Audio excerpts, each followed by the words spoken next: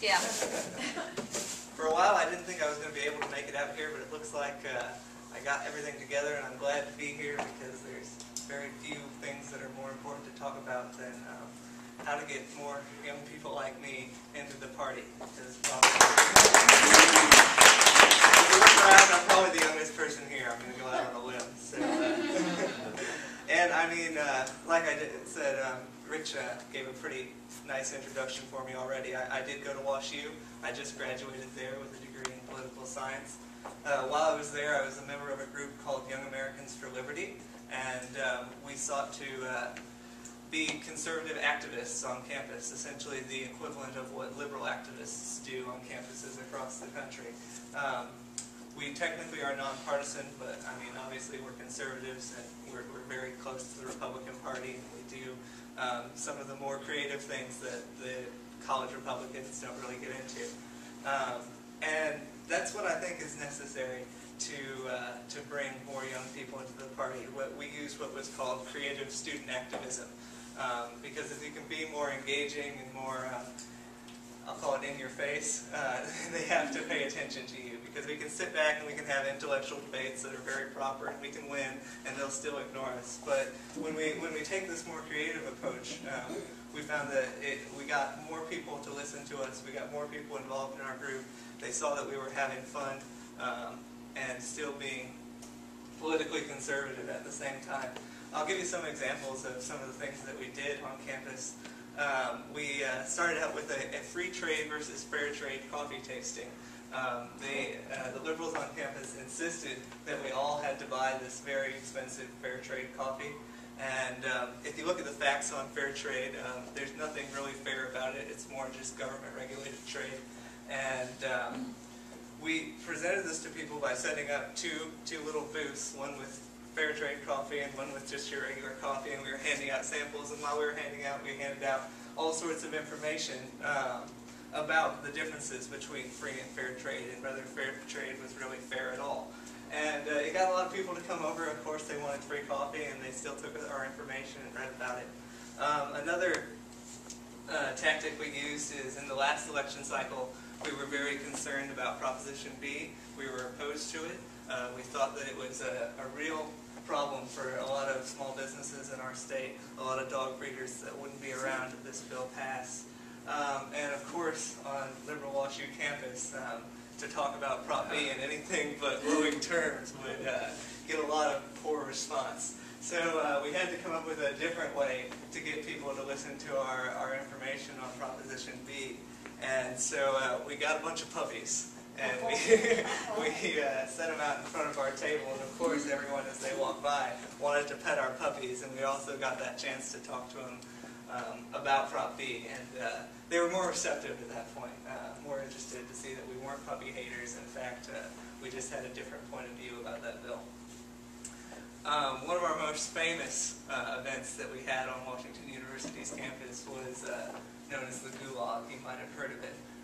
We built a Soviet-style gulag. It was very historically accurate, right in the middle of campus. And we had Russian guards patrolling it, and prisoners inside. And around the gulag, we had people handing out flyers saying, these are the consequences of socialism. And of course there was outrage. And James O'Keefe was on campus. If you're all familiar with James O'Keefe, he helped bring down ACORN, NPR, several other organizations, and he went around to our university officials pretending to be an outraged student, saying, "What are you going to do about this?" And they're like, "Well, of course, we're going to move in and shut it down." And so we got all this on video, and of course they come over and they're like, "You're going to have to take this down. It violates all of our safety regulations." And they just kept coming up with new rules that we went back and later found weren't a part of any rules that they had already established. They were just things they made up on the scene because they wanted to shut down our event. But we got it all recorded, and we were able to actually get the student paper to condemn them for taking down our event. And we got a professor to come in afterwards, and he spoke about, he emailed us and he said, "I really appreciate what you did. I lived in the Soviet Union all my life. I moved here to be a professor, and you're absolutely right. That was what socialism was like when I was there. And he came and he spoke on our behalf, and we brought in conservatives from all over St. Louis area. I think Frida was there, and he talked about what life was like in the Soviet Union. And that brought a lot of attention to our group. It got us members. People saw that we were doing things that were fun and things that would actually be on major news stations. We were on Big Government. We were on a whole bunch of websites and local news sites because we were doing things that got people's attention. And that's one great way to bring younger people in. You got to be creative. You got to be active. And you got to do things that seem a little scary if you're just a college student, because you're definitely putting yourself out there to be attacked. And I mean, I was a newspaper editorialist. I wrote op-eds in the weekly in the paper, and I mean they devoted quite a bit of time to attacking me and another person who wrote in the student paper just because we were conservative. So you definitely have the odds against you, and you just have to make it fun, or else you're not going to want to do it, and young people aren't going to want to do it. That was the approach we took, but there was also approaches that I found effective just from my personal experience and how I got involved in conservatism and how I think we can get a lot of other people involved. For instance, my junior year, I took an internship with Frida's niece, Anita Andrews, who is a political consultant, and I watched her speak one time at a meeting, and I went up to her and I said, I want you to teach me what you know, and I'll work for you for free. And she's like, well, that sounds like a good deal for me. And so I filed it as an internship with the school, and I got 3 hours of course credit working for Anita, learning how to run campaigns with candidates all over the country. And it was a really neat experience. I learned a lot about campaigning and politics, and it really got me involved more than anything else. And it was all something that if you're running a campaign, or if you want to run yourself, or if you know someone that's running, they can offer a student an internship. They don't have to pay them because they can get course credit, and that's worth a lot of money. And you get free labor, and the student learns a lot. I think it's great, and internships, use them, they're good. Another way that I've seen that is effective is you can do essay contests. For instance, the Ayn Rand Institute gets almost like tons of or high school seniors to read Atlas Shrugged by offering cash prizes for an essay contest. And I mean, if you could have a group, maybe you can get together a couple $100 and offer an essay contest or some sort of contest for people going into college to win a couple $100 towards their college career, and they read a book of your choosing or something of that nature. And that's a real easy way. It gets a lot of people exposed to conservative ideas that they wouldn't otherwise read on their own. Another great thing to do is to network with the presidents of the various groups at university campuses. I was just telling Frida she wants to get into MOP into some of the college campuses. And the best thing to do is, I mean, you can go out there and you can speak to them and tell them about what's going on in the Republican Party. But if you want to get them involved in your groups, you want to really network with the presidents of the college groups, because they're really pretty much who spearheads what activities the group's going to do and not do. And you can get them, if you can make them your friend, you know, find a place for them. You can really have them bring their people into your events. So maybe if you've got a campaign you're working on, or maybe if it's MOP, and you want college people to come, you pretty much work with the president, find a day for him to organize his group to come, and you can get it done that way pretty easy. And you just have to send them an email or call them or offer to meet with them and talk with them. We're pretty open. We don't bite. You know, it may seem weird to email college students out of the blue, but it's really people have done that for me, and I've been able to bring my Young Americans for Liberty people into campaigns and other projects just because people sent an email and are willing to talk with me and tell me what they're all about. Another great thing to use is Facebook. There was a Facebook event for this event here. Dwight was kind enough to make it, but he didn't invite anyone.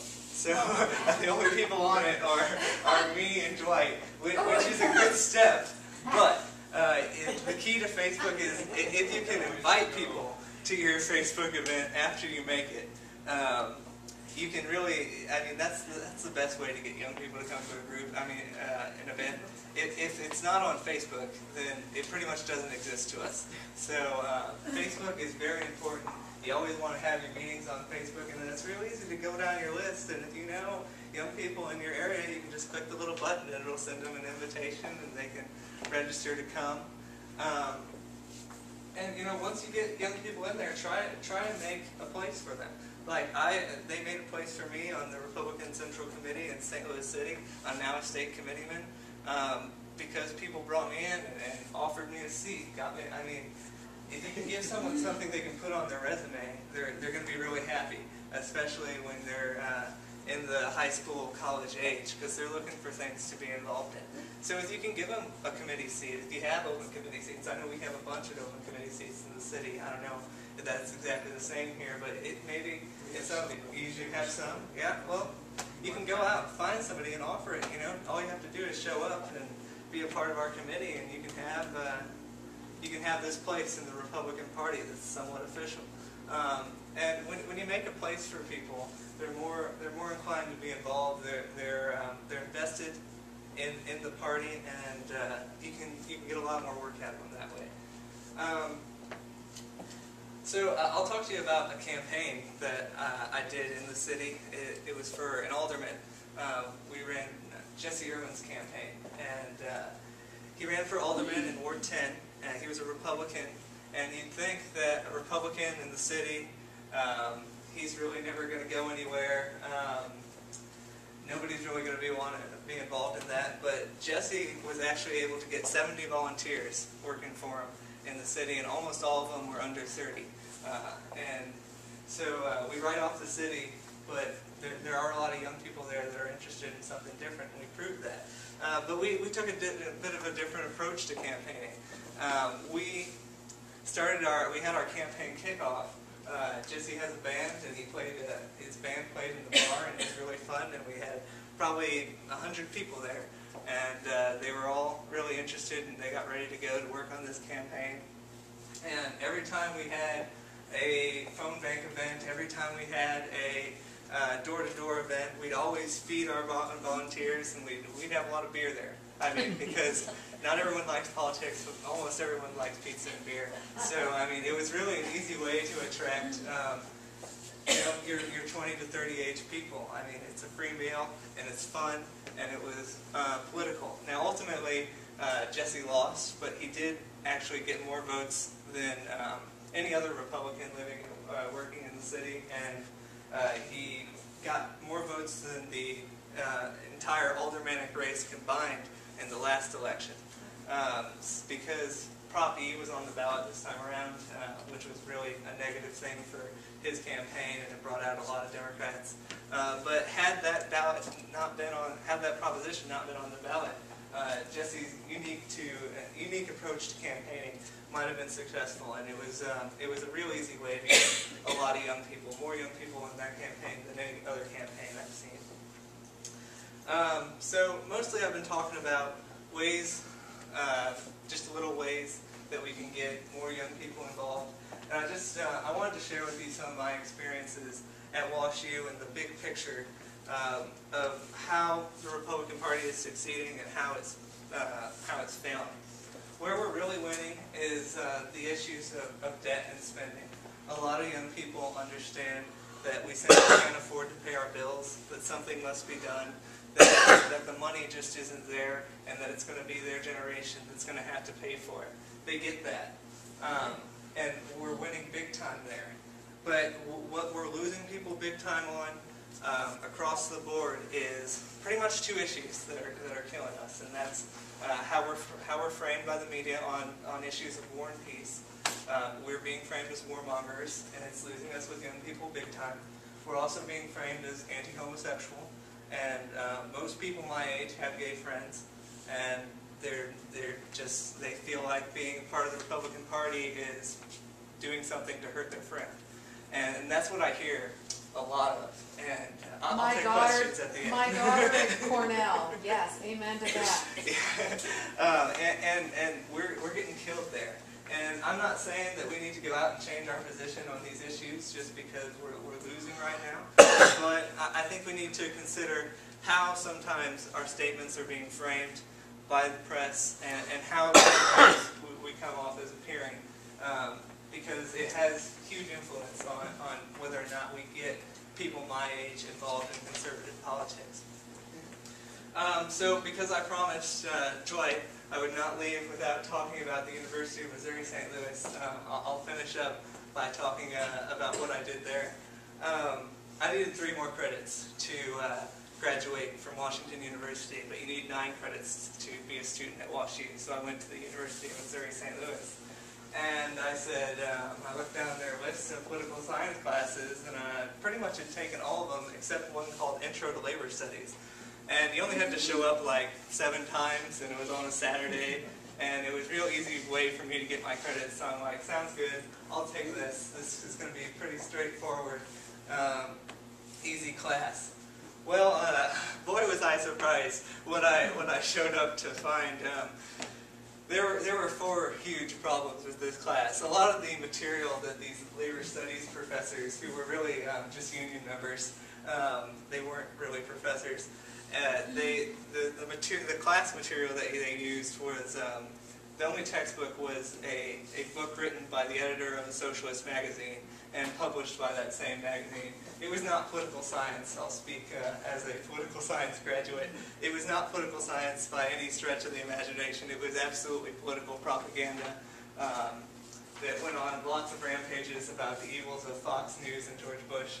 And this was the textbook. 2, the professors were encouraging people to commit industrial sabotage.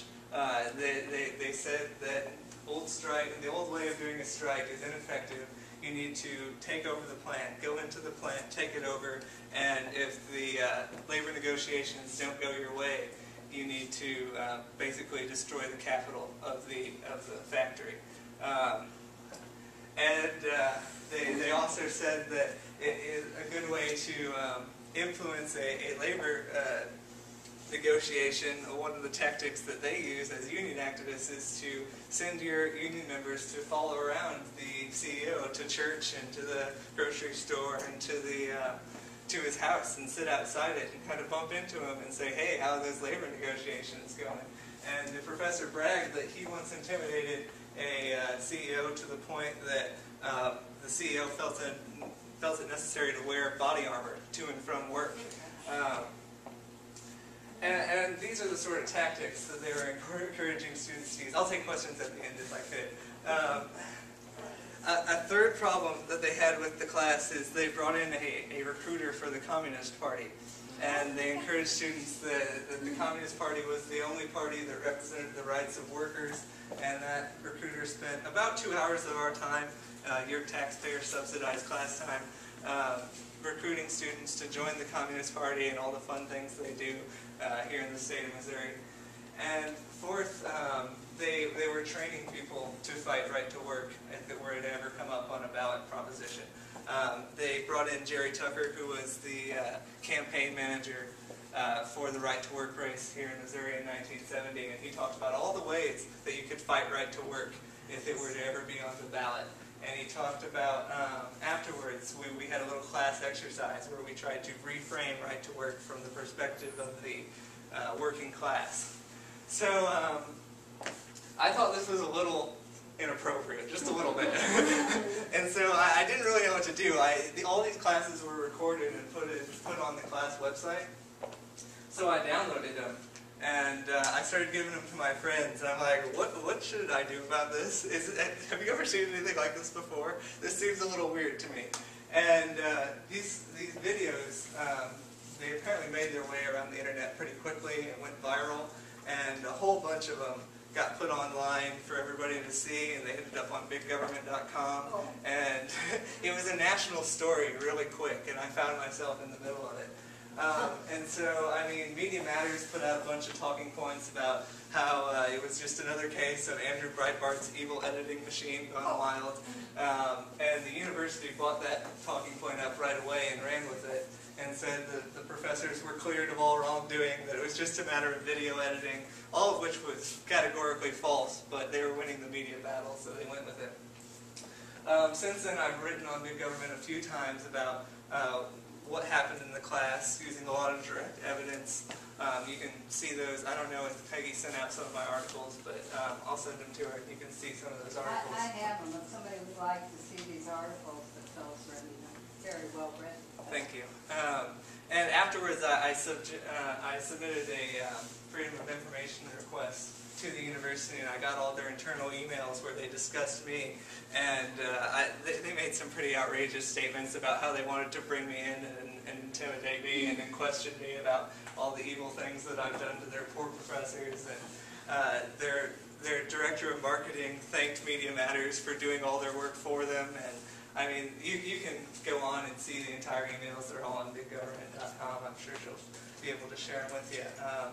But basically, that's what we're up against in the university system. That is the level of indoctrination that exists. It's kind of hard. If it weren't for the support of people like you that was given to me when this whole labor studies event came up, they would have steamrolled me. They absolutely would have brought me in for disciplinary hearings and tried to take away my credits. Thankfully, I was offered a lawyer pro bono, a very good lawyer from Kansas City, and thankfully Breitbart was there to walk through the fire with me and not back down just because they tried to change the media narrative about what really happened in these classes.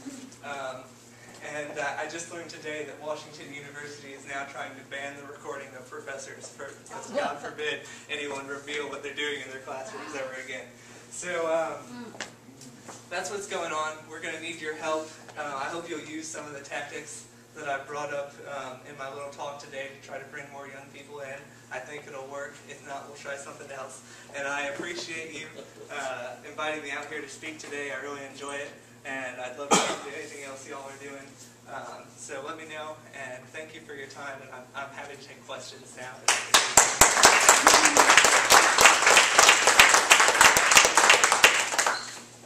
Phil, when you were in this class at UMSL, okay, you mentioned it's professors. Were they actually accredited professors? In other words, were they PhDs? Were they, well, what did you find out about them?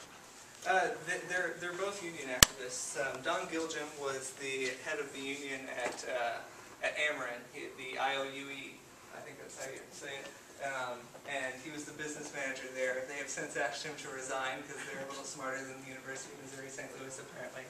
By the way, the University of Missouri St. Louis have invited both of these professors to come back and teach anytime they want. They were union members, and they were what are called adjunct lecturers, so they don't have to have a PhD. I think Judy Ansel, who was the other professor from UMKC, she had like a master's, but I think Gilgim only had a bachelor's degree. And so this was just their taxpayer-subsidized political organizing, and why not take that opportunity? Who needs PhDs? Frida, what's up? This issue has been raised with several legislators in Missouri. Can you talk about what they're doing about this? I've spoken with some, and what they'd like to do is draft a non-binding resolution. We'll see if they all actually follow through and do it. I'd encourage you all to write your state representative, send them my articles, and ask them to clean up their state classrooms, because apparently somebody needs to do it, and they won't do it unless they're forced. But that seems to be what they're discussing doing right now, and when UMSL comes up for its funding in this next appropriation. So we'll see. I just commend you for the way you presented this. When you live and love something, it exudes, and to have no notes and just to be extemporaneous, I give you high marks. Thank you. And thank you for being you, and just letting your light shine, and I want you to speak at Bonham. Thank you. I just had mentioned that my daughter was at Cornell, and I don't know, she just graduated this past year. She told me while she was there, it was politically acceptable to quietly admit that you were a libertarian. But because everybody has gay friends, and the women particularly, because it's the only safe date on campus is a gay guy, the women would never confess to being a conservative or a Republican. And I got involved in politics after the, I guess in 2008, and I have been trying to tell the Republican Party that they have got to leave this gay marriage business alone, just like not mention it. I don't really care. I would just like to see our government reformed, and I think your generation feels the same way. And I think something needs to happen in the Republican Party. Just gotta, it's toxic, this gay marriage thing. Just don't mention it. Yeah, I don't really know what the solution is. I don't know if the right solution is to just table the issue of gay marriage. But I will say that it's important to not make hyperbolic statements that can be paraded around on MSNBC that make the Republican Party appear as a party of bigots or whatever you want to, however you want to put it. We can, I think it's just basic human Christianity to accept people and love them no matter who they are. So I think that's a fair approach. And what the issue position should be, I don't know. It's not for me to say. But I think we do need to lose the bigot frame, because we can't afford that. I would just say, talking to my daughter, I'm not totally in favor of gay marriage because of all the stuff that, once it gets passed, all of a sudden the Catholic charities can't, do adoptions and all the other crazy stuff, and all of a sudden you've got to teach gay sex in the middle school level, so you don't, and all this, but boy, you have lost upper middle class. If you come out against gay marriage, guys, I'm here to tell you, you have lost all college-educated people under the age of 30. I'd say it's about that bad. Isn't that I don't know correct? if gay marriage is the defining issue, but if you come out somehow It is as the being defining anti-homosexual, issue for my 3 very bright college-educated kids and all of their friends on their fancy campuses. I had 2 at Cornell, 1 at Rice, and 1 at Rhode Island School of Design. Let me tell you, none of them. They will maybe reluctantly vote against Obama, but it is going to be reluctant if whoever if they come out strongly against gay marriage. It's like, just don't mention it. Or just, maybe it could be mentioned in a way that's, I don't know. Shouldn't it just be left up to is it okay to maybe state rights? Right, it should be, yes, framed as a states' right issue. They just voted. And I just think That's it's a good state. it's toxic for the Republicans. It's a good way to go about it, yeah. Like I said, the key is to make it seem like there should be separate water fountains or something, because that's the way we're painted. I think that's, if we can master that while still maybe maintaining the argument that marriage should be between a man and a woman and that we shouldn't go about radical redefinitions, that would probably be the best way to go. I have a question. When you were in this class, how were the other kids reacting? Like, were you the lone soldier? Yeah, and the imagery off the top of your head would be that these are kids. They weren't. They were union members. These were union members trying to get their certificate in labor studies so that they could be union leadership someday. So they were all very much older than me. There were like, in my half of the class, 3 other people, all of them over 40, who were union members. And then the other side, there were some younger people. They were all probably 5 to 8 years older than me at least. So they were pretty much on board with this whole plan. Like, some of them were calling for violent overthrows of the bourgeoisie in class and all sorts of really radical stuff like that. So I mean, I was alone in my opposition. Did anybody in the class know how you felt?